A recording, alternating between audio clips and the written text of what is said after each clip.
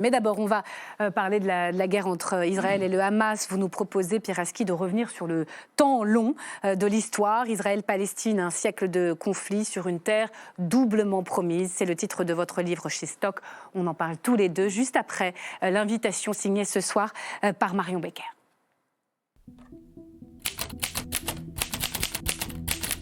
Si on vous invite, Pierre Aski, c'est pour rembobiner un siècle de conflit entre Israël et Palestine et nous plonger dans cette guerre qui n'en finit pas, relancée le 7 octobre dernier par l'attaque terroriste du Hamas et la terrible riposte de Tsahal sur Gaza. Escalade qui a déclenché une émotion mondiale et une crise internationale. Pierre Aski, vous êtes fin connaisseur de cette région. Depuis plus de 40 ans, vous sillonnez ces terrains de guerre de Gaza à Jérusalem comme journaliste, ancien correspondant de l'AFP et de Libération dans la région. Vous êtes aussi éditorialiste géopolitique et chroniqueur à l'Obs. Depuis 2017, vous présidez Reporters sans frontières. Dans une terre doublement promise, vous décryptez l'engrenage de la violence qui a mené au retour de la guerre au Proche-Orient. Vous tentez de rendre intelligible la complexité d'un siècle d'histoire. Vous vous êtes fait, Pierre Aski, un devoir de redonner une perspective historique et un contexte à cette guerre.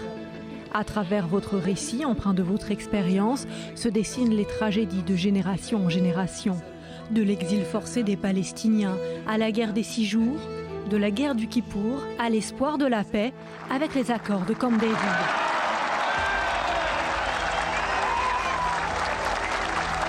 Vous étiez en Israël lors du massacre d'Hébron, puis lors des intifadas. C'est votre regard de reporter qui se dessine d'hier à aujourd'hui. Il faut savoir arrêter une guerre. Celle-ci n'a que trop duré, au point que plus personne ne comprend ce qu'Israël ou le Hamas gagnerait à la prolonger. Il faut grandement espérer que le cessez-le-feu s'impose vite et que la politique reprenne le dessus sur le fracas des armes. Pour vous, Pierre Aski, les Palestiniens ont droit à la justice et à un État. Les Israéliens à la reconnaissance de leur existence et à la sécurité. C'est tout l'enjeu de la résolution du conflit actuel. Alors, on a une question pour vous, Pierre Aski. Israéliens et Palestiniens peuvent-ils en finir un jour avec la haine ? Réponse. La réponse, c'est que il faut que les combats s'arrêtent pour que, ce que je disais dans la chronique qui a été citée, pour refaire de la politique. Et la haine, ça ne se décrète pas, ni pour la créer, ni pour l'arrêter. Et aujourd'hui, on voit bien que c'est impossible. Les Israéliens sont sous le choc et le traumatisme de ce qui s'est passé le 7 octobre, et les Palestiniens sous le choc et le traumatisme de ce qui s'est passé depuis à Gaza. Alors justement, la politique, c'est aujourd'hui l'actualité de cette volte-face diplomatique de Joe Biden. Je voudrais qu'on prenne le temps de la décrypter. 3 vétos américains pour que finalement le président américain dépose une résolution au Conseil de sécurité pour un cessez-le-feu, et c'est les États-Unis à l'initiative. Est-ce que c'est un tournant pour Washington dans ce conflit ? C'est un tournant, mais un tournant d'abord très tardif, oui. Puisque, en fait, depuis décembre, on voit une graduation dans les critiques adressées par Joe Biden à l'égard de la stratégie menée par Israël. Il y a un paradoxe extraordinaire dans cette affaire, c'est que Joe Biden approuve le combat que mène Israël contre le Hamas. Il est légitime, c'est le droit de se défendre de l'État d'Israël. Il désapprouve la stratégie et il n'a surtout aucune confiance en Netanyahou. Et c'est cet équilibre-là qui vient d'être rompu. C'est-à-dire que pendant des semaines, Joe Biden a espéré être entendu par le Premier ministre israélien. Aujourd'hui, il a perdu espoir et il a monté d'un cran son intervention. En montant d'un cran la pression, est-ce qu'il peut être entendu cette fois-ci ? Ça peut avoir un effet sur Benyamin Netanyahou. Aujourd'hui, la réponse, c'est le ministre des Finances Smotrich qui annonce la saisie de 800 hectares en Cisjordanie, territoire occupé. Israël ne veut rien entendre. Alors, Israël, c'est un tissu de contradiction aujourd'hui, parce que M. Smotrich, dont vous parlez, c'est le dirigeant d'un des partis d'extrême droite de la coalition de Netanyahou. Et donc, lui a une stratégie qui est l'apocalypse. Il pense que son rêve du Grand Israël, son rêve de colonisation, puisque c'est l'un des artisans de la colonisation, viendra du chaos. D'ailleurs, la guerre est vécue comme une opportunité pour y parvenir, pour certains de cette coalition d'extrême droite. Et c'est toute la complexité d'aujourd'hui. C'est que vous avez dans les dirigeants israéliens d'aujourd'hui des gens comme Benny Gantz, qui est l'ancien chef d'état-major, rival politique de Netanyahou, mais qui est membre du cabinet de guerre. Et maintenant, dans cette grande alliance d'union nationale. Et tout ce qui est compliqué dans la situation actuelle, c'est que vous avez un président américain qui a une vision relativement clair. Il parle des deux États, il veut qu'il y ait un cessez-le-feu aujourd'hui pour apporter de l'aide humanitaire, il veut créer un processus politique avec le monde arabe et éventuellement les Européens s'ils arrivent à se mettre d'accord. Et la réalité sur le terrain, elle est totalement contraire à cette vision, parce qu'il y a trop de gens qui ont un intérêt à ce que la guerre se prolonge et à ce qu'elle aille jusqu'au bout, comme dit Netanyahou, mais sans définir ce bout. Oui, c'est ça. D'ailleurs, l'assaut sur Rafah, toujours, il ne cesse de le reporter après tout, même s'il affirme que... C'est la ligne rouge de Joe Biden.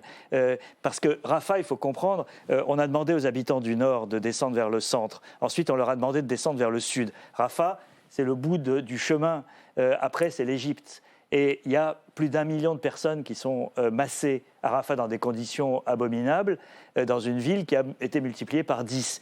Mener une offensive terrestre militaire dans ces conditions, c'est un massacre annoncé. Et Joe Biden et l'ensemble de la communauté internationale, les Européens l'ont demandé hier à Bruxelles, l'ensemble du monde met en garde Israël contre une offensive terrestre à Rafah. Netanyahou veut la mener parce qu'il dit c'est là que se cachent les dirigeants du Hamas, et les laisser tranquilles, c'est la garantie d'avoir un nouveau 7 octobre. Donc on est dans ce moment un peu crucial. Au bord de l'abîme, on a presque l'impression. Et en même temps, on a ces jeux politiques où finalement la Chine, la Russie et l'Algérie ont mis leur veto à cette résolution. La Russie, l'Algérie. Xi Jinping, surprise, il avait quand même dit qu'il était pour le cessez-le-feu depuis plusieurs semaines. Oui, mais on est dans un climat international qui est celui de la division totale, et que ce qui a primé dans cette affaire, c'est la rivalité sino-américaine ou la rivalité entre les Américains et Parce que c'est Joe Biden, alors on dit non. Voilà, exactement. Poutine, allié de Netanyahou. Alors, Poutine a été le meilleur ami de Netanyahou pendant très longtemps. Et d'ailleurs, dans la première année de la guerre en Ukraine, on faisait remarquer qu'Israël était très prudent vis-à-vis de ce qui se passait en Ukraine et refusait de condamner véritablement Poutine. Aujourd'hui, Poutine, parce que ça l'arrange que l'attention soit détournée, et ça l'arrange en fait de se montrer du côté du Sud global, comme on dit, est aujourd'hui en condamnation de ce que fait Israël. Mais à l'ONU, il y aurait dû avoir un consensus total autour de cette demande de cessez-le-feu. Et c'est une tragédie que ces divisions internationales ne soient pas capables d'être surmontées. L'Algérie aussi, d'un mot. Le président Tebboune, ça va être compliqué de dire à sa population en Algérie qu'il est contre un cessez-le-feu. Alors, il n'a pas de veto, mais il a voté contre. Mais à chaque fois, vous avez des explications politiques un peu minables, il faut bien le dire, parce que le Maroc, son voisin avec lequel il est en conflit permanent, a signé les accords d'Abraham avec Israël, et que s'opposer aux États-Unis, c'est une manière de dire non au Maroc. Et là, on est dans des paradoxes qui sont... C'est presque mesquin, ces jeux de billard à plusieurs bandes. Exactement. Vous montrez dans votre livre qu'à chaque tentative d'accord de paix ou de rapprochement diplomatique, le terrorisme des deux côtés explose et fait tout capoter. On pense aux accords d'Oslo, suivis par les massacres d'Hébron, et puis la multiplication des attentats du Hamas. Ça, c'est les années 90. À chaque fois, il y a des forces, d'ailleurs qu'elles viennent de l'intérieur des deux camps ou même de l'extérieur. On pense aussi à l'Iran, qui réduisent les avancées à néant. Vous savez, les accords d'Oslo, ça a été la seule vraie tentative de faire la paix en un siècle d'histoire. La poignée de main, on a revu cette image, c'est une des grandes images du XXe siècle, la poignée de main Rabin Arafat à la Maison-Blanche. Et Qui sont les tueurs d'Oslo? C'est ceux qui ont fait à la fois le massacre d'Hébron et qui ont assassiné Rabin en 1995. Qui était israélien lui-même, oui, Yigal Amir. Et ce sont les forces d'extrême droite qui sont aujourd'hui dans la coalition. Oui. Et de l'autre côté, vous avez le Hamas qui ne voulait pas de ce compromis historique que représentaient les accords d'Oslo et qui a multiplié les attentats, notamment en 1996 lorsqu'il y a eu les premières élections après l'assassinat de Rabin, et qui ont fait élire Benjamin Netanyahou. Et ces deux forces qui étaient marginales à l'époque se retrouvent aujourd'hui au cœur du problème. Oui. Et en fait, si on réfléchit un petit peu, on se dit, mais si on lance un nouveau processus politique aujourd'hui, une fois que cette guerre sera terminée, comment empêcher que ces forces à chaque fois ne ressurgissent qui étaient à l'origine de l'échec des années 90 se retrouvent aujourd'hui en position d'empêcher de nouveau la paix? C'est tout l'enjeu en fait de l'après. On n'en est pas encore à l'après, mais il faut déjà y réfléchir. Mais il faut connaître cette histoire, que Absolument.